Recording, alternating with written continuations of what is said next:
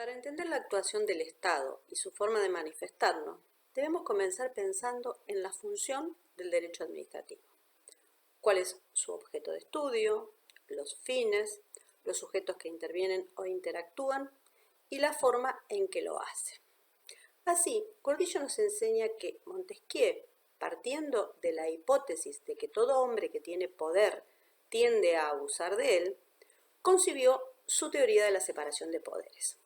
Así expresó que el que hace las leyes no sea el encargado de aplicarlas ni de ejecutarlas, que el que las ejecute no pueda hacerlas ni juzgar su aplicación, que el que juzgue no las haga ni las ejecute. Y, a partir de dicha división del ejercicio del poder, propone que cada parte del poder sea confiada a diferentes órganos, de modo tal que se limiten recíprocamente. De allí se desprenden los conceptos de legislación, administración y jurisdicción.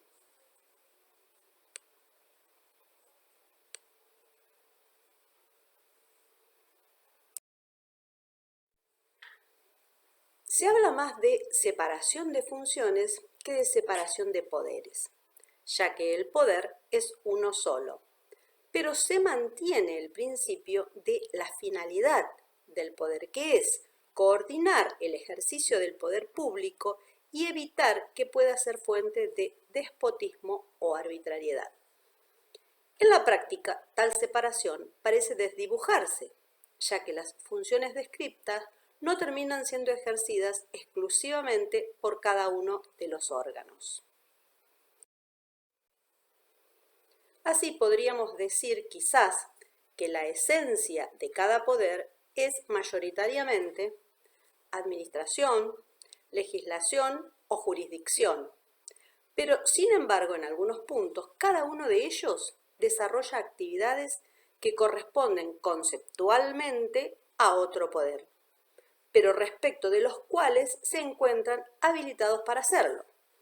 Así, por ejemplo, podemos indicar que el Poder Legislativo o el Poder Judicial nombran empleados, que el Poder Ejecutivo, a través de cualquiera de sus órganos, puede instruir sumarios o dictar reglamentos.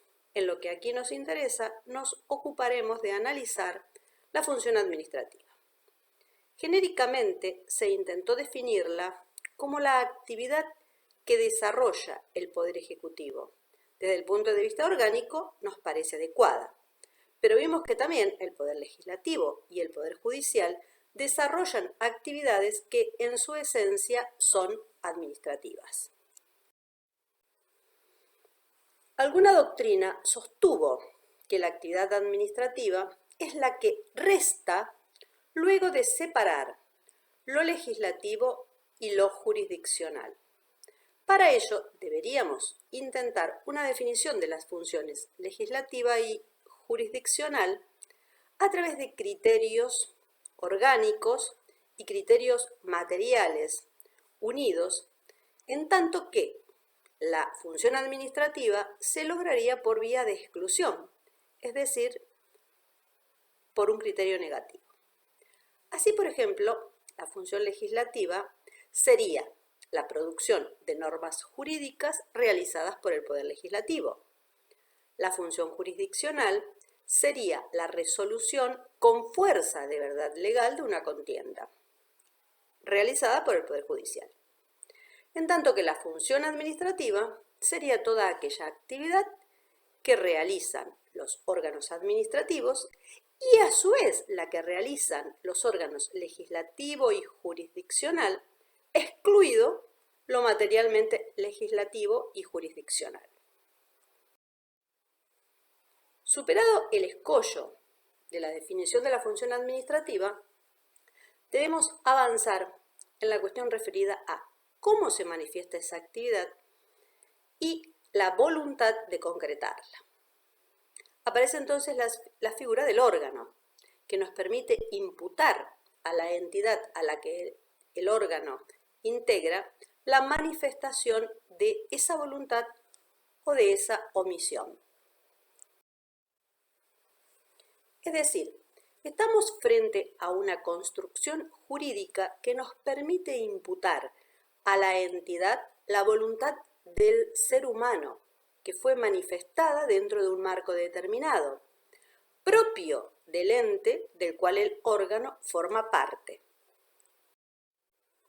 Para algunos autores, el órgano es un conjunto de competencias que son ejercidas por una persona física, sea este funcionario, agente, empleado público, que, actuando dentro de las atribuciones que le fueron conferidas, genera tal imputación.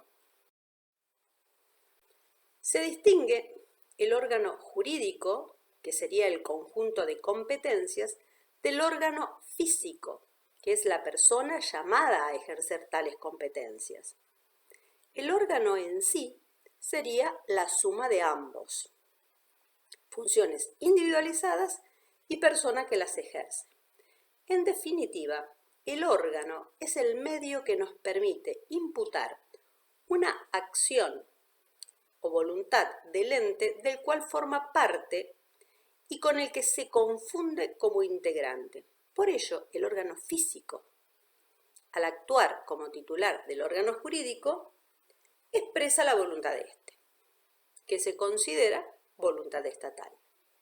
En este contexto, el sujeto ejerce legítimamente una serie de funciones que fueron acordadas por el ordenamiento jurídico al órgano administrativo. Ese conjunto de actividades asignadas al órgano integran su competencia.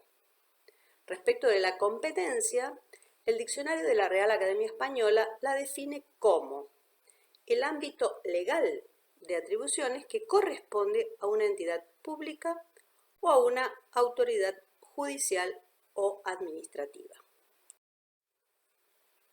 La competencia en nuestro régimen jurídico es enunciada por el artículo 7º de la Ley 19.549 como un requisito de validez del acto administrativo. Sin perjuicio de ello, debemos recordar que el hecho de que el acto sea dictado con competencia no implica por sí solo que dicho acto sea válido. Para ello, el acto deberá satisfacer los demás recaudos indicados en el mencionado artículo. Después de ello, se diferencian las competencias que podemos identificar como material, territorial, temporal, por grado, expresa e implícita. La material, territorial, por temporal y por grado tienen sus expresiones de alguna manera a través de las distintas clasificaciones. Por su parte, la expresa y la implícita derivan de la forma en la que ellas fueron enunciadas por la legislación al acordarlas al órgano que las tiene que ejercer. Conforme lo expresa el artículo 3º de la Ley de Procedimientos, la competencia de los órganos administrativos deriva de las disposiciones contenidas en la Constitución Nacional, en las leyes y en los reglamentos. Ello implica que la competencia siempre deriva de una disposición legal que la habilita. Esto la diferencia de las capacidades que conocemos en el ámbito privado y que juegan de una manera opuesta. En derecho privado, lo que no está prohibido está permitido, en tanto que en el derecho administrativo la competencia no existe si las normas no lo establecen. Ya hemos visto entonces la función administrativa, el órgano y la competencia. Pero ahora el desafío es analizar cómo se ejerce esa competencia, qué tipo de actividad desarrolla el órgano al llevar a la práctica esa autorización que se le concedió. Es así que las funciones estatales, mayoritariamente, se distribuyen conforme a la división de poderes y se ejercen de acuerdo a normas predeterminadas por el ordenamiento jurídico o según estándares de oportunidad o mérito acorde a la existencia de un interés público de acuerdo a dicho ordenamiento. Es decir, que en este último supuesto es el propio ordenamiento quien deja en manos del ejecutor determinadas cuestiones que debe administrar. Cabe destacar que el Poder Legislativo desarrolla su actividad de acuerdo a reglas predeterminadas, donde en el bloque de legalidad, Constitución y tratados. Sin embargo, en determinada circunstancia, incorpora estándares de oportunidad o mérito. Así también, el Poder Ejecutivo ejerce su poder administrador conforme las reglas establecidas o, en ciertos casos, incorporando criterios de oportunidad o mérito. Ahora, sabido es que el Poder Judicial parece que solo puede juzgar acorde a reglas preestablecidas y a ciertos valores, pero no conforme a estándares de oportunidad o mérito. Entonces, podríamos advertir que la discrecionalidad no sería una exclusividad del Poder Ejecutivo, sino que se trata de potestades discrecionales de poderes políticos que tienen su legitimidad en el carácter democrático, porque sus miembros son elegidos directamente por el pueblo. Partiendo de la idea de que estamos en un Estado de Derecho, que existe un conjunto de reglas que constituyen el ordenamiento jurídico, que establece las pautas para el accionar del Estado, podemos entonces decir que el ejercicio del poder no es absolutamente libre, sino que dicha discrecionalidad se habilita previo al cumplimiento de ciertas reglas predeterminadas. Así, sabemos que la Constitución Nacional determina los primeros límites materiales al determinar las competencias propias del Poder Ejecutivo. Pero sucede que además el Poder Ejecutivo es el encargado de ejecutar las leyes dictadas por el Poder Legislativo. En este ámbito, el Poder Legislativo puede elaborar normas en las que se encuentran determinadas todas las pautas a considerar por el Ejecutivo, de manera que solo queda cumplir con cada uno de estos enunciados, y con ello dará cumplimiento al fin pretendido por la ley. Pero aún así existe en el Poder Ejecutivo un grado de discrecionalidad, que consiste en ¿qué? En determinar los tiempos y la forma como ejecutará esa manda.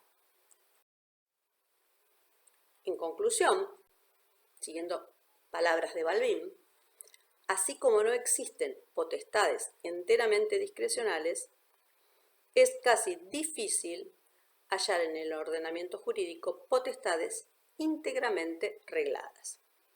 La administración pública es la estructura necesaria para que las mandas constitucionales se efectivicen, pero ello siempre con el cumplimiento del principio de legalidad, que es la base del accionar del Estado de Derecho. Cuando decimos administración, nos estamos refiriendo tanto a la actividad que desarrolla el Estado en sí mismo, como a la estructura de la cual se vale el Poder Ejecutivo para el cumplimiento de sus obligaciones, siendo esta última, es decir, la estructura, el instrumento que posibilita la realización del interés común y del bien público, cuyo logro y protección son el fundamento de la existencia misma del Estado. Es en esa tarea que el Estado, en este caso el Poder Ejecutivo Nacional, debe ajustar su accionar a las normas legales vigentes, es decir, debe actuar dentro del derecho. Lo conocemos como la legalidad del procedimiento administrativo. Pero podemos decir que hoy en día el derecho administrativo analiza la estructura administrativa y el régimen jurídico que le corresponde, pero además avanza hacia nuevos desafíos, como por ejemplo, cómo se administra y quiénes participan en la tarea. Así, es posible detectar que en la actualidad se ha empezado a utilizar el término de gobernanza. El diccionario de la Real Academia Española define el término gobernanza como el arte o manera de gobernar que se propone como objetivo el logro de un desarrollo económico, social, institucional duradero, promoviendo un sano equilibrio entre el Estado, la sociedad civil y el mercado de la economía. En consecuencia, según sostiene Giorgi en un trabajo acerca de la buena administración en la Constitución uruguaya, expresa: gobernanza significa gobernar no solo en base a la autoridad y la sanción, sino también en base al consenso y el diálogo entre los diferentes actores políticos, sociales y económicos comprendidos en las cuestiones que les afectan y compartiendo responsabilidades.